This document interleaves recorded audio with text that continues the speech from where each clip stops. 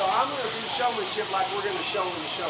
We don't ask any other questions than that. Now, if the show asks me to ask questions, I got 2 questions for you. What do you like about your calf? What would you change about your calf?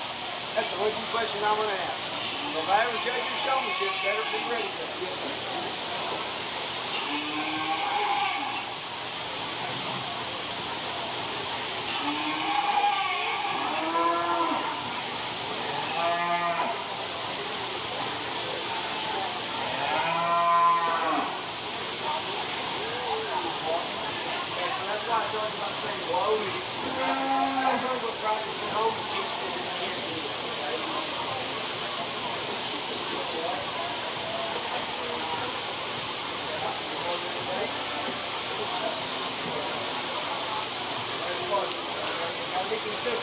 Consistency will win the game.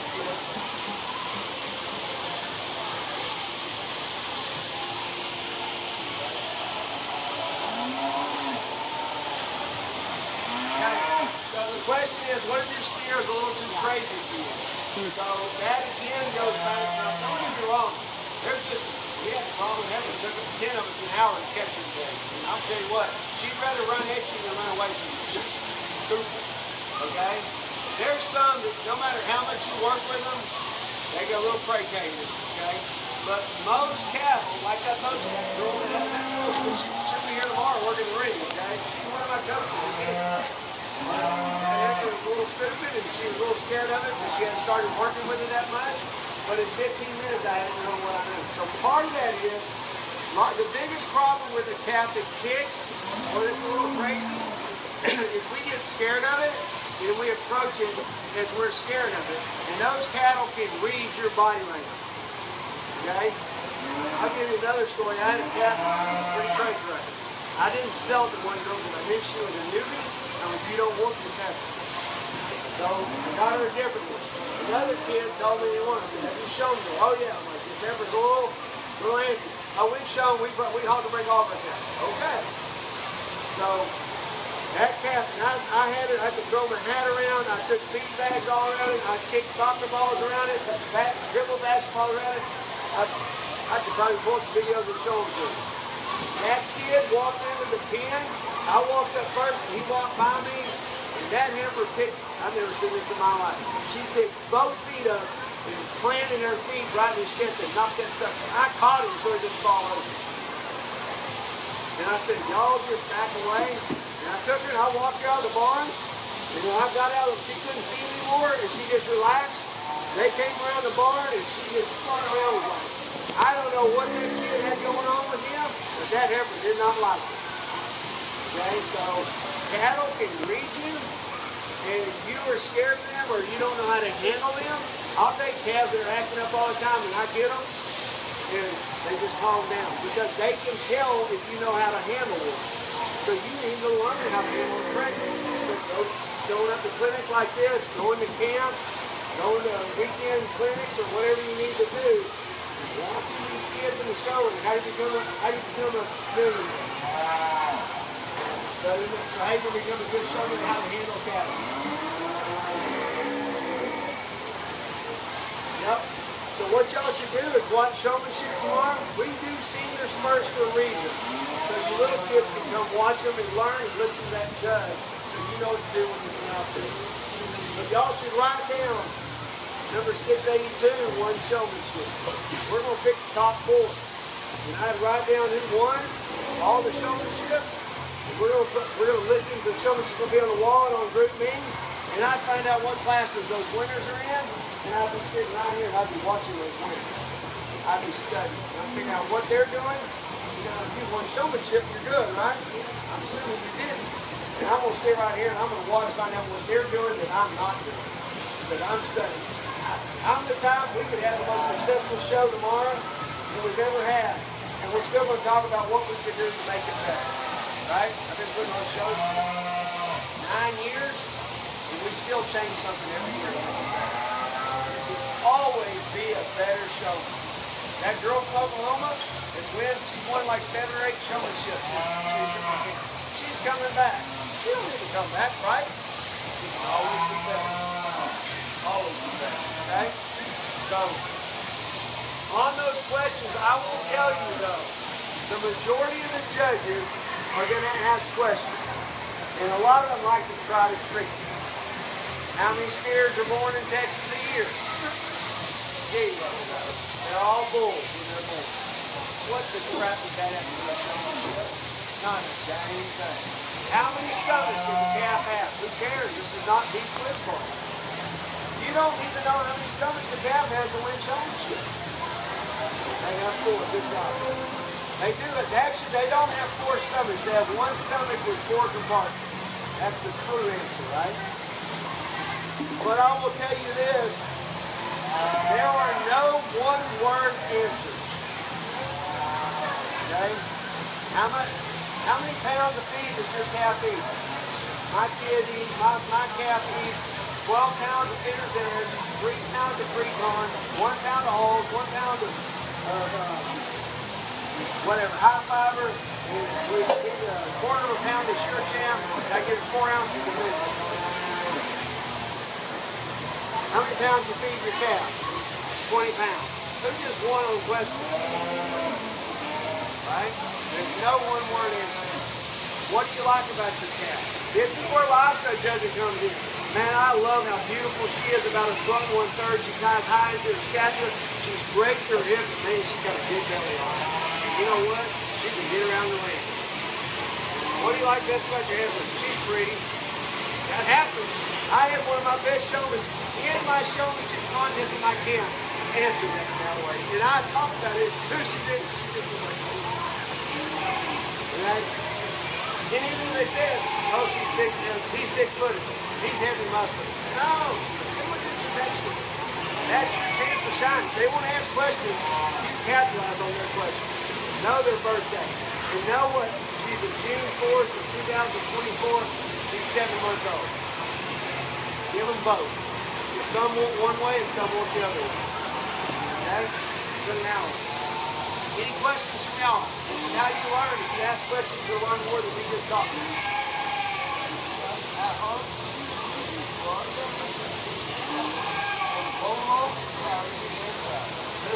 You got hair animals? I can't stand there like Chloe and her friend Kylie. And Kylie will be here tomorrow too. So they got, I used to tell a story that my son would sit in the chair and blow on his head. He didn't start that way. When he had a problem area, he would sit there after blowing for 45 minutes. He would blow one spot like the hip or whatever that wasn't broke. He'd sit in the chair. I come down to Barnes and they got a fan behind their calf in my temperature group. And they're off in the office playing on their phone. I'm like, flush out the office. Pull that fan. I don't even like fancy. There are big ranches like WHR and stuff. When they're ranching 15 calves, they're going to put those calves in the fan. They don't have time. An hour and a half, 50 times 15, you don't got enough hours to do that. But my kids and all the kids I coach, the blower is the second best way to break hair. What's the number 1 best way? It's the hair management question. What's the number 1 way to break hair? What tool do you use? What kind of, you don't know what kind of tool you use. I said it yesterday, a rice root brush. Some of y'all get that plastic thing, a horse brushing, that does not break hair. Scotch combs don't break hair. Number 1 tool is a rice root brush. Number 2 tool is a blower. Number 3 tool is a scrub brush. Those things you put your hand in. What I do is real quick hair management. I rinse them. I put conditioner and vinegar on them. I brush them straight down. I brush them straight forward. Then I brush them 45-degree angle towards the ear. And I do it 5 times. 1, 2, 3, 4, 5. 1, 2, 3, 4, 5. 1, 2, 3, 4, 5. All the way to the nose. I drop down. I go all the way up. And that's as anal as it gets. But I clip a lot of calves. If you take, this is the calf right here. You can take the shoulder about 1/3 of the way down their back. Go about their hip and up. That hair is broke. The rest of it doesn't look anything like that hair. Because kids don't brush all the hair either. Because that hair is easy to brush. You have to bend your knee and brush the leg, belly. And it's harder to brush the neck with wrinkles. Those are the areas that don't get brushed. If you do it my way, you do it 5 times, you look all the way down and up. Every hair is brushed the same amount of time and have the cap we want it more consistent and smoother and have a better appearance. Now then it goes your frequent dude. And I just put like, now WHO, we get cap out of this auto. They put like a couple minutes in, I just put a couple caps on. You don't need much. But you get conditioner every day and you don't rinse the conditioner out. Just like women, they condition every day. We guys just do that, right? Girls do. And then I blow that cap. And you don't work forward. If you work forward, it puts lines in. You always work backwards. What's the purpose of a blower? Right? This guy's pretty smart. You must make the 80s, huh? The blower is to break hair. The end result is they get dry. Okay?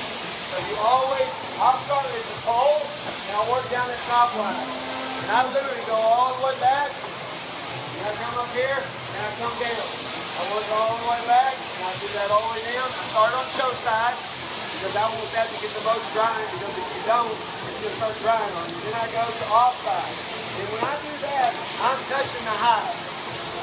Now that I've done that on the whole cap, I back off about this far, and I do the same thing. I work back. Now I'm fluffing the hair. And some people say, I work hair like you said, and my hair just lays flat against it. That's because most people, when they dry, so how many of you say, why does it take longer to dry an American than it does a hair animal? Y'all ever notice that? The hair animal is not dry. The outside of the hair is dry, the skin is still wet. That's not good for the skin of the cat. Okay? So I tell kids, whenever you get through drying that cat, get through, then you should spend another 10 to 15 minutes fluffing. I get either farther out and I fluff. When that air hits that hide, it bounces off and comes back out, it pushes that air. Now why did I brush at 45-degree angle? Anybody know?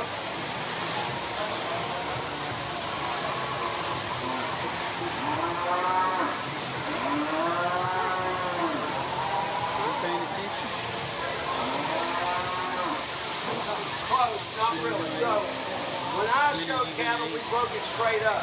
When you break it, it lays flat against it. So we do it 45-degree angle. On show day, I'm going to give them a scotch stone and pull it straight up. And because it's broken at a 45-degree angle, when you pull it straight up, it pops out and stands on its head. A lot of people break their hair straight forward. You got a lemon, Chardonnay, you try to take hair that's broke straight forward and pull it straight up, it's going to callus on you and it's not going to stand up for you. So if you break, now those animals I just mentioned, you got to start straight forward first and work your way to a 45-degree angle. Okay, because they're prone to be callus. So that's my 10-minute hair management. I will tell you guys, it's like showmanship.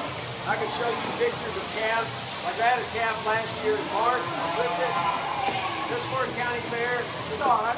Wasn't bad. Wasn't nothing impressive. And the breeder convinced them to start coming to me for nutrition and for hair management lessons and stuff like that. The girl could show us.